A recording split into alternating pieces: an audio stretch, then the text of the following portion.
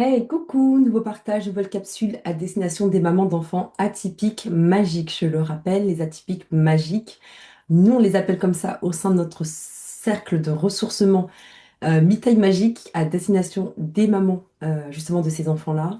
C'est un cercle de ressourcement, un cercle où on discute entre nous, on est vraiment entre mamans qui partageons les mêmes défis au quotidien.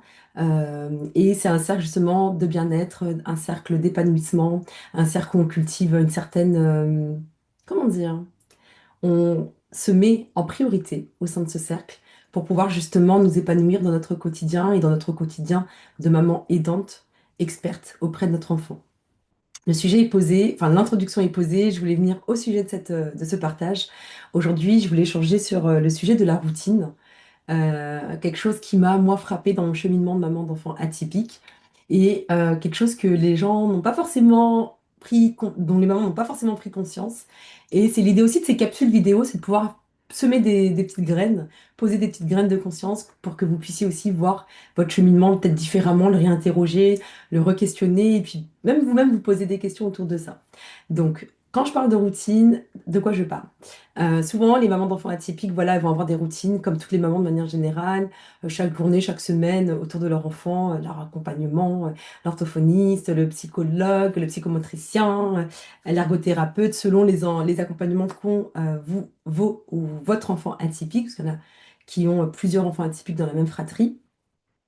Mais j'observe en fait qu'il y a une certaine, finalement, mais ça c'est à l'échelle de la société, une certaine rigidité qui s'installe au fur et à mesure du temps, de votre cheminement, des années, des mois, enfin des mois et des années, dans votre façon d'être et de faire. Et cette rigidité, je vais l'expliquer, je vais l'illustrer avec des exemples très concrets dans votre quotidien. C'est par exemple le fait de ne plus re-questionner certaines choses, faire les choses de la même manière, ne plus forcément, enfin, être vraiment dans une routine aussi, pardon, pour certaines, d'éviter certains cris, certaines crises de vos enfants atypiques et qui vous permettent en fait finalement de maintenir une certaine dynamique à la maison pour éviter que ça explose pour certains qui n'arrivent pas non plus, par exemple, à gérer leur frustration, leur colère. Et donc, du coup, ça vous enferme dans quelque chose de très routinier, très contraignant, très du déjà vu. En plus, vous-même, vous le dites quand vous exprimez ça, quand je discute avec vous, avec certaines d'entre vous, euh, bah, c'est toujours la même chose en fait.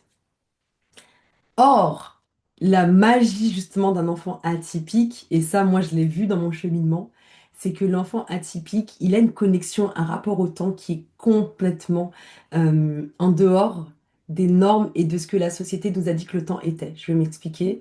C'est un sujet qui n'est pas forcément très évident de prime abord, mais je vais essayer vraiment de le rendre très simple et très compréhensif euh, pour que cette prise de conscience, elle puisse se faire.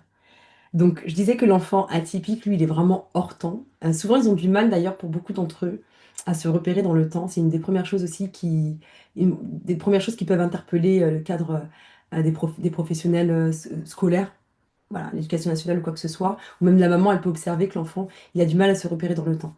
Mais ces enfants atypiques, ils sont très reliés au présent. Ils sont très reliés à la notion de l'instant, du moment présent. En plus, ce qui est drôle, ce qui est paradoxal, c'est que notre société n'arrête pas de nous bassiner, entre guillemets, avec le moment présent, l'instant présent, connectez-vous au moment présent. Sur les réseaux, il y a pléthore de sujets autour de ça. Et je trouve qu'on passe vraiment à côté du sujet pour beaucoup d'entre nous.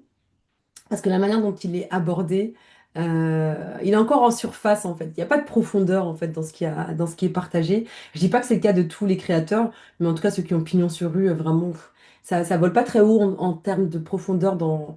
C'est juste une reprise de grands mots, de mots qui font bien, qui ont la hype, qui font tendance aujourd'hui. Je suis connectée à l'instant présent, mais derrière ça vaut rien quoi. Enfin bref. Euh, Oui, je tire à balles réelles aussi dans cette vidéo. C'est pas grave. Il faut aussi se dire les vérités. Donc, je reviens à l'enfant atypique et sa connexion à l'instant présent. Observez vos enfants, vous allez voir vraiment qu'ils vous ramènent toujours à cet instant. Toujours, toujours, ils vous ramènent à cette notion d'instant présent. Et si vous prenez vraiment le temps d'analyser en profondeur ce que l'enfant vous dit, la manière dont il revient à cet instant, ces petites peurs qu'il peut avoir, ces frustrations qu'il peut avoir quand on lui parle, par exemple, un exemple tout simple. La maman va lui rappeler, par exemple, je sais pas moi, il va partir. vont dans quelque chose de sympa, dans une activité. La maman va lui rappeler que après ça, il aura une contrainte, il y aura les devoirs, etc. En plus, la maman pense souvent que la carotte, c'est la sortie ou l'activité physique ou tout ce qu'il aime faire, et que derrière, il y aura justement la contrainte de faire les devoirs. L'enfant va vous ramener à l'instant maintenant, en fait. Lui, il s'en fiche qu'il y a des devoirs derrière. Il ne le voit pas sous un angle de contrainte. Il le voit, moi, mon instant là, à l'instant T, c'est juste de kiffer mon moment, en fait. Et c'est ce parallèle que j'essaie de faire avec vous. C'est que quand vous avez beaucoup de projections sur le futur de vos enfants, je sais que c'est pas évident, que ça nécessite vraiment de le regarder en profondeur. Vous allez projeter des choses à longueur de journée qui vont nourrir votre mental, qui va là-haut, là, ça va vraiment, vraiment être dans une cadence qui va pas vous mettre dans un confort, dans un bien-être intérieur en fait. À l'intérieur de vous, ça va pas forcément aller. Et cette reliance justement au présent, à l'instant présent, je vous invite à le regarder peut-être aujourd'hui via ce partage que je vous fais, à le regarder via votre enfant atypique. Parce que lui, il vous montre le chemin, justement, pour arriver à revenir à l'instant présent. Ça ne veut pas forcément dire être déconnecté de ses responsabilités, de ses contraintes et de tout ce qu'on a à faire dans la vie. C'est pas ce que je suis en train de dire. Mais vraiment, observez-les. Et vous allez voir qu'il y a une magie là-dedans. Vraiment, vraiment, vraiment. Peut-être que je serai amenée à faire d'autres capsules pour approfondir ce point, parce qu'il n'est pas évident. Donc j'essaie de vraiment le simplifier au travers de ce partage.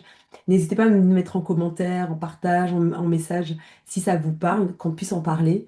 En tout cas, je vous remercie pour votre écoute et je vous dis à bientôt pour un nouveau partage. Merci.